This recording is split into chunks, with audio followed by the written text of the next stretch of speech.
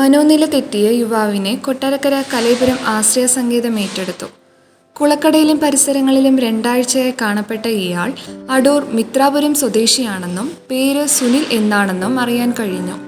ചീറിപ്പായുന്ന വാഹനങ്ങളുടെ മുന്നിലൂടെ MC റോഡിന് കുറുകെ ചാടുന്നതാണ് സുനിലിന്റെ ഏറ്റവും വലിയ വിനോദം. വിശക്കുമ്പോൾ ഏതെങ്കിലും കടയിൽ അതിക്രമിച്ചു കയറി ഭക്ഷണ സാധനങ്ങൾ എടുത്തുകൊണ്ടു പോകുന്നതും പതിവായി. ആർക്കും ശല്യമുള്ളതായിട്ടൊന്നും അറിയാൻ കഴിഞ്ഞിട്ടില്ല. കണ്ടിട്ടുണ്ട് ഒരു 2 പ്ലാസ്റ്റിക് ചാക്കും ഒക്കെ, അതൊക്കെ ലക്ഷണമൊക്കെ അവിടെ ഇരിപ്പുണ്ട്. ഒരു വീടിൻ്റെ സമീപത്ത് ഇരിപ്പുണ്ട്. അങ്ങനെ നടക്കുന്ന ഒരു സംഭവമാണ്. ജീർണിച്ച വസ്ത്രം ധരിച്ച സുനിൽ എന്നോ മുഖത്ത് വെച്ച മാസ്കിന്റെ വള്ളി മുറുകി ചെവി കൊതഞ്ഞു മുറിവുണ്ടാവുകയും അതിലൂടെ ചോരയും പഴുപ്പും പുറത്തേക്ക് ഒഴുകുകയും ചെയ്യുന്നുണ്ടായിരുന്നു. കുളക്കട ഗ്രാമപഞ്ചായത്ത് വൈസ് പ്രസിഡന്റ് ശ്രീമതി കവിത ഗോപകുമാറിന്റെ നേതൃത്വത്തിൽ സുനിലിനെ ആശ്രയ ജനറൽ സെക്രട്ടറി ശ്രീ കലൈപുരം ജോസിന് കൈമാറി.